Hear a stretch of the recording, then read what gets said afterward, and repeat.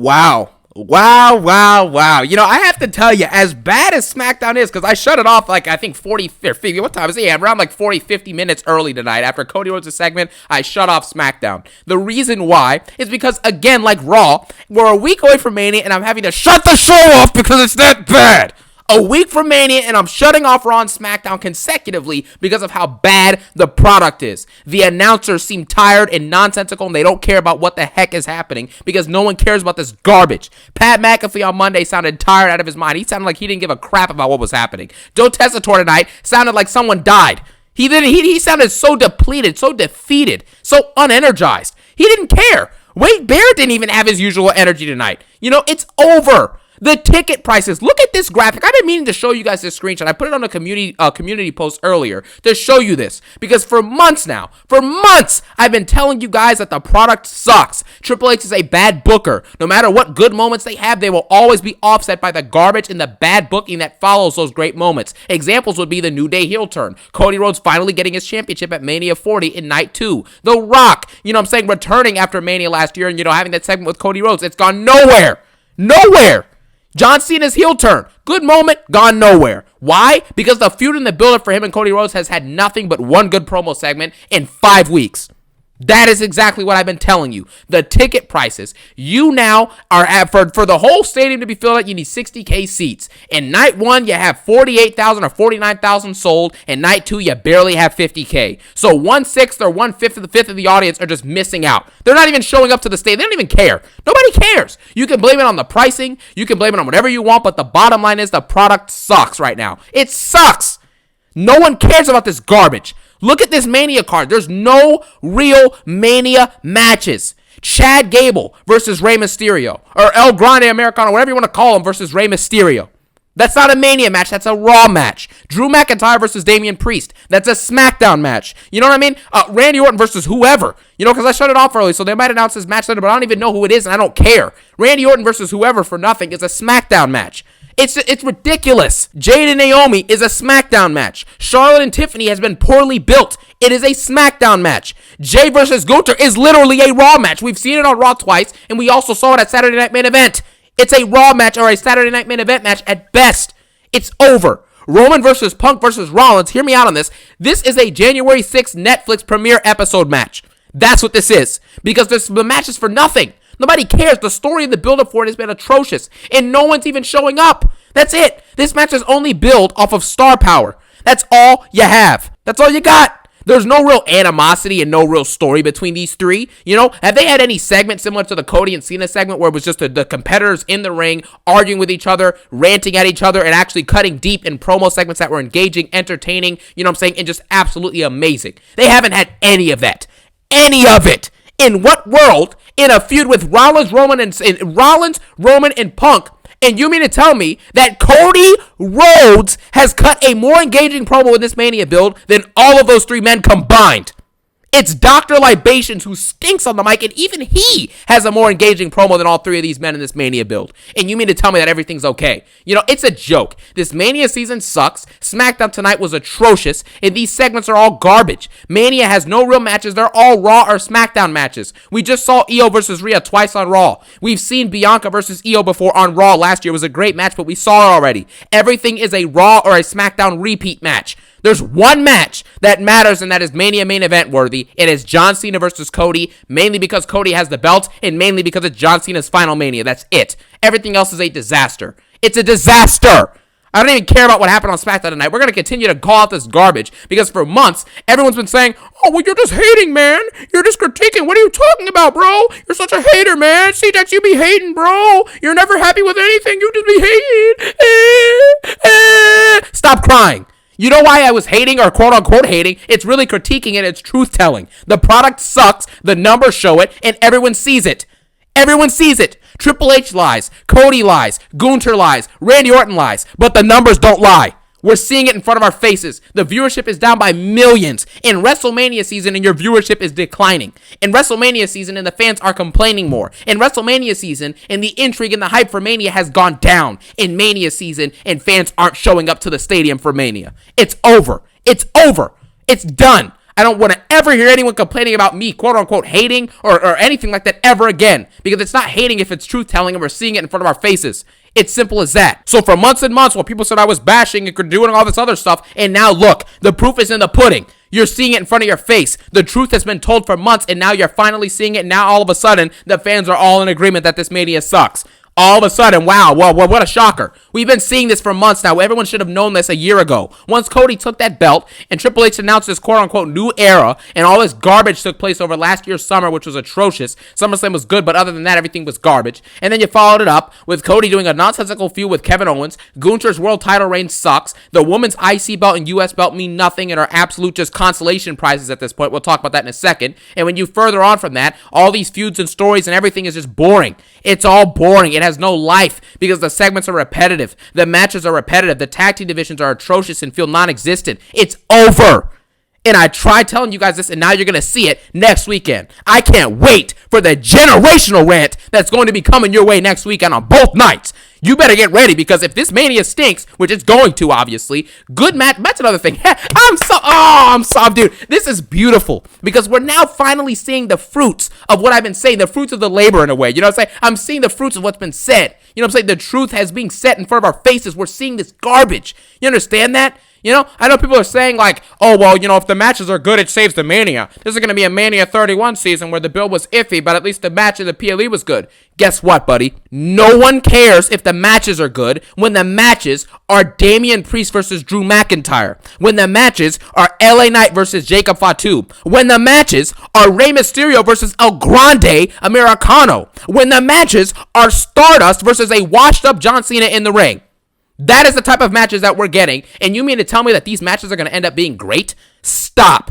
It's over. And you know it, and I know it. The storytelling, the booking, and the build for this Mania season and for these Smackdowns and Raws going on now for months and months and months has been atrocious. And there's no other way around it anymore. We have to start accepting it, calling it out, and seeing it for what it is. Triple H is a fraud. This company is full of BS. It's a corporatized mess. And I will continue to critique it until they eventually make the product better. Because as I said the other day, wrestling itself is not the problem. The people running it are the problem. Now, 8 minutes into this video, dang near 7-8 minutes into this video, we're going to finally break down what happened on this meaningless, nonsensical episode of Smackdown, because nothing really happened. We started off with Randy Orton basically coming out to talk to Nick Aldis after last week doing the RKO. Now, obviously, like I said, I mean, I'll see the stuff that I missed. I think I missed like a Roxanne Perez, I think was going to come out, maybe like some other backstage segments or something, and then the main event was Orton and Knight versus Solo and I think Tama Tonga, yeah, whatever. I'm not watching any of that stuff. I don't care. I'll catch up on it by the end of the video. I don't really care. Anyways, Randy Orton basically comes out there and says he paid in advance for the RKO. You know, he already paid double months ago when he RKO'd Nick Aldis the first time. And he said he's going to apologize to Mickie James, who's Nick Aldis' wife, for what he's going to do, you know, if he doesn't get a Mania match. So I'm assuming that Nick Aldis is going to fight him at Mania, or at least he should. They'll probably give him some random boring match versus Solo Sikoa, because after this Solo Sikoa came out. Before that, though, Nick Aldis was basically saying he doesn't want anything but from Randy except for his respect.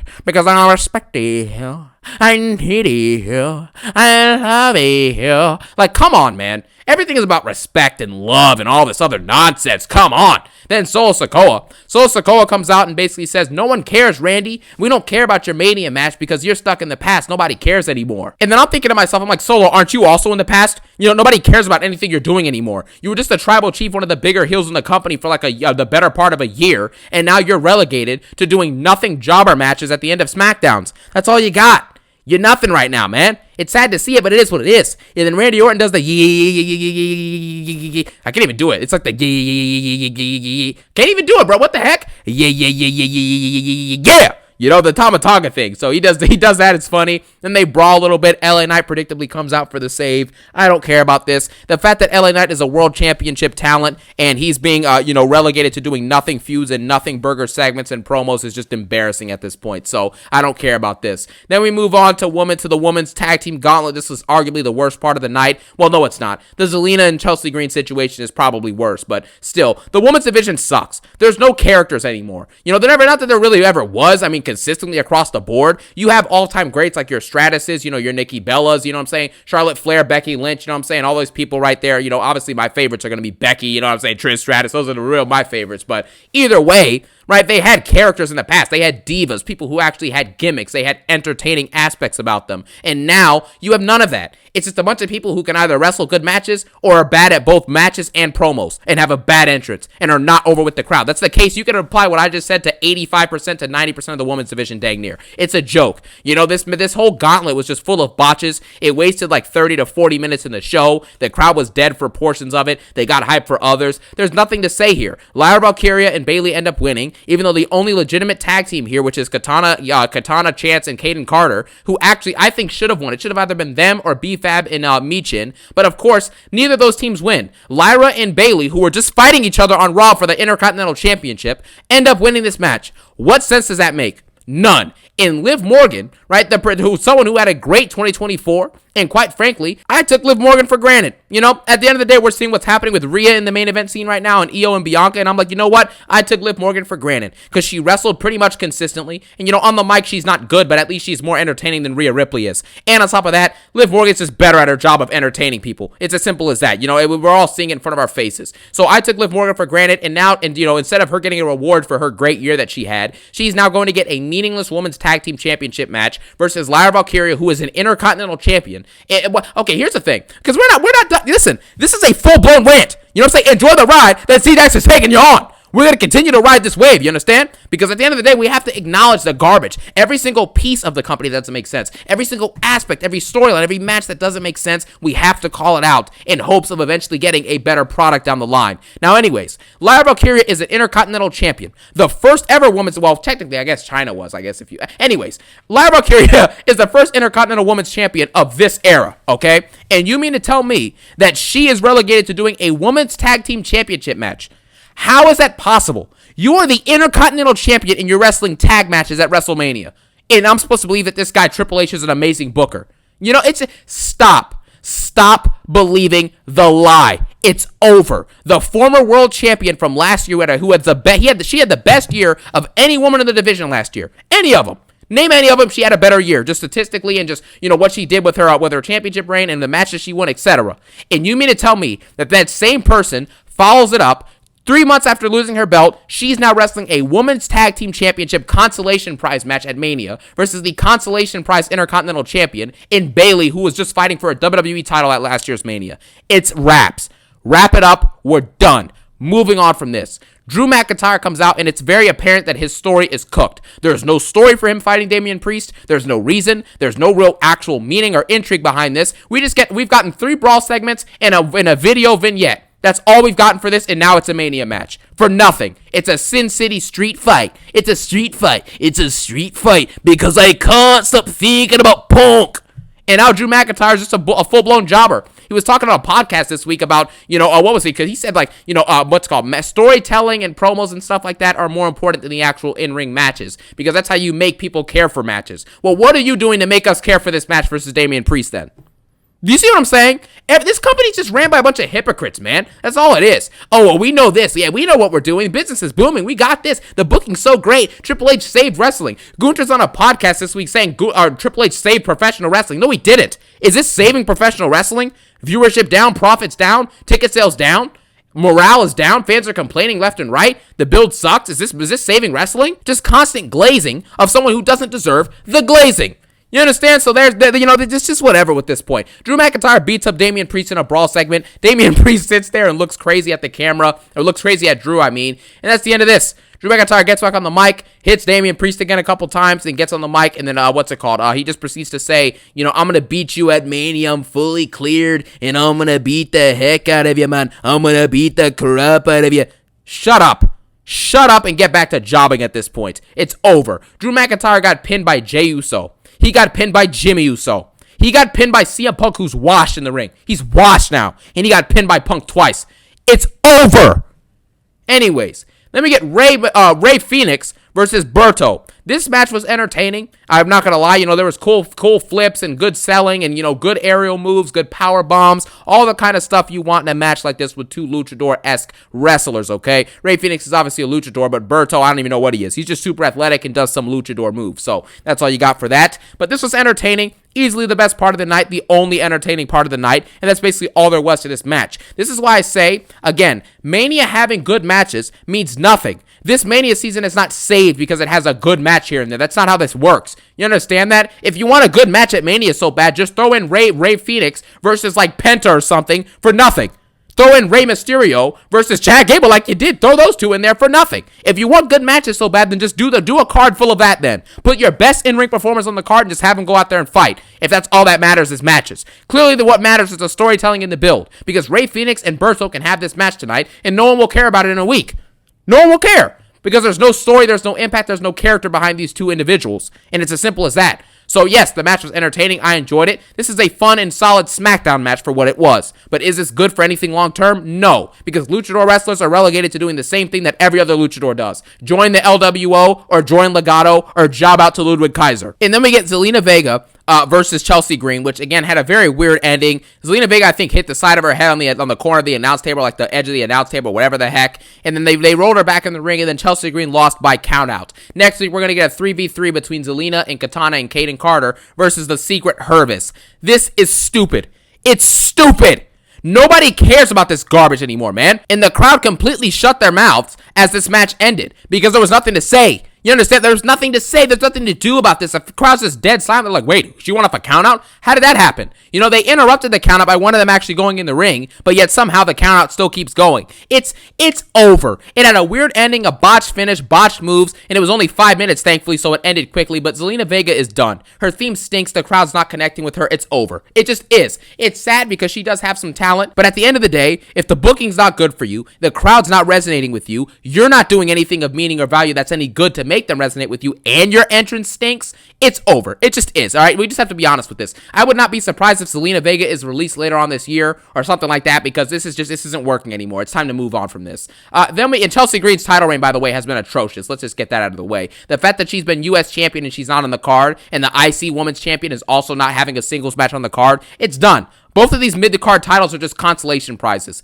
Then we get to basically what the main event of the show is. Cody Rhodes cuts a nothing burger promo. He basically comes out and talks about each belt, the WWE Championships individually, and brings up the heart and the grit and the determination and the love and the care and the denotations of life. He literally uses the word denotations. He's like, the denotations of wearing this belt mean a lot to me. They mean a lot to you because I respect you. Shut up, man. Just stop. I'm so done with this guy at this point, man. It's so sad to talk about wrestling like this because wrestling is such a great medium. It's so great. When wrestling is done well, it is so amazing. I've been saying this for months. Wrestling is always going to be a great medium when done well. You have entertainment, you have drama, you have storytelling, you have music with the entrances, you know what I'm saying? You have pyro, you have all this stuff. You have great in-ring wrestling, the physicality, the athleticism, all of it, And you mean to sit here and you just give us garbage. This is so embarrassing for wrestling as a whole. But anyways, Cody Rhodes comes out, cuts a nothing burger promo, talks about each WWE title individually and how the fans can choose someone else than John Cena. And John Cena needs to learn that lesson. And he's like, John Cena's going to take, the title away from us. You're going to take back the title that you never lost? Yeah.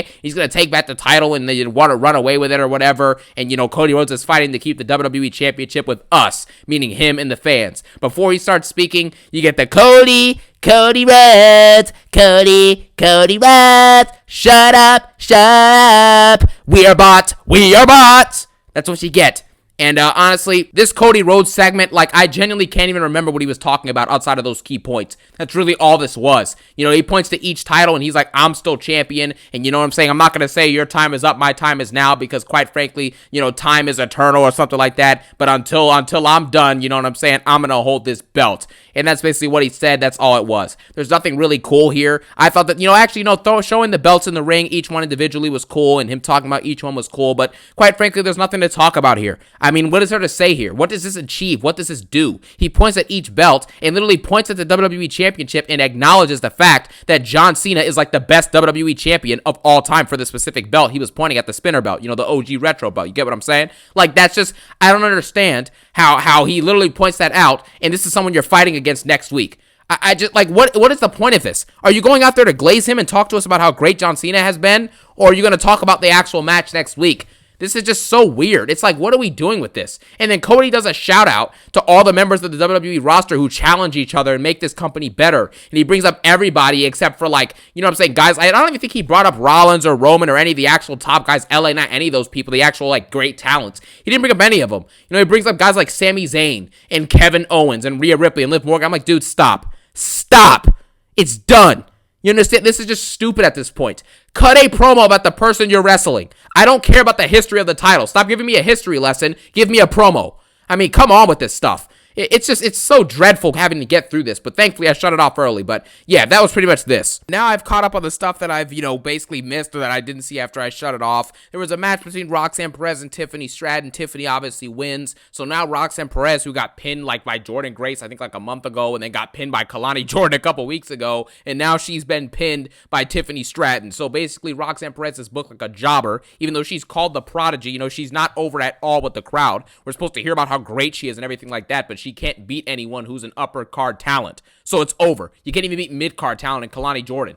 She's great talent, don't get me wrong, but come on now. Like, Kalani is a great talent, you know what I mean? But you still can't be losing to that if you're supposed to be the Prodigy, the next up and coming thing. So she's basically cooked. It's easy to be a big fish in a small pond at NXT, but again, like I said, now you're a little fish in a big pond. So Roxanne Perez will likely become a jobber within the next year. So there you have that. After this, Charlotte Flair beats up Tiffany Stratton and brawls with her, and that's pretty much the situation there. There's nothing really to speak of. She brawls with her, gets in an argument with Wade Barrett, slams Tiffany around a little bit, stands tall. That's really all you got. It's the same stuff. There's no real promos or anything engaging to build this feud. Last week's promo was a sloppy mess of personal shots and awkward pauses and just complete lack of effort, you know what I'm saying, and lack of talent on the mic in that ring. That's just what it was. Crowd was insufferable during the promo. Tiffany's really green on the gills, clearly on the mic, and has no idea what she's doing as a storyteller. And, it just is what it is at this point. This feud sucks. I don't really care about it. Then we also have a situation where in the main event, Randy Orton and LA Knight beat Tama Tonga and Solo Sikoa. Nobody cares. Randy Orton, I don't think, still has a match. So, nobody cares about this anyways. Nobody cares. We've seen the collection of Solo Sikoa versus LA Knight 15 times, We've seen him versus Tama Tonga as well, LA versus Tama Tonga. We've seen Randy versus Tama. We've seen Randy and KO versus Tama and Solo. We've seen Randy versus Solo. We've seen Randy versus Tama. It's the same stuff. Why are we getting the same match we've gotten 8 times on this SmackDown 1 week before Mania? But it lets you know that Triple H has no idea what he's doing, and no one else knows what's happening at all either. So then at the end of this, Jacob Fatu beats up LA Knight, and that's how it ends. He holds the title, and that's it. I don't really know what to even say about this. The fact that LA Knight even lost the belt in the first place and is even competing for the U.S. title in the first place when he should be competing for a world title like Jey Uso is right now is just embarrassing. So there's nothing to say about this. This episode probably actually, I'm not going to lie to you guys, this episode's going to get a 1.5 out of 10. Actually, I'll give it a 2 out of 10 because the Berto and what's it called, and Rey Phoenix thing was decent. And there were a couple other backstage things, like the Mello Don't Miz segment with the Street Profits was cool. And then that was pretty much it. So yeah, you get a 2 out of 10 for tonight. One of the worst SmackDown episodes I've ever seen. 7 days before WrestleMania or 8 days before Mania, and this is what we're getting. 2 out of 10 episode, one of the worst SmackDowns of all time. I'm lowering it down to a 1 out of 10 now that I think about it, and enjoy yourselves. Thank you guys for watching. Have a phenomenal day. Peace out, and one love.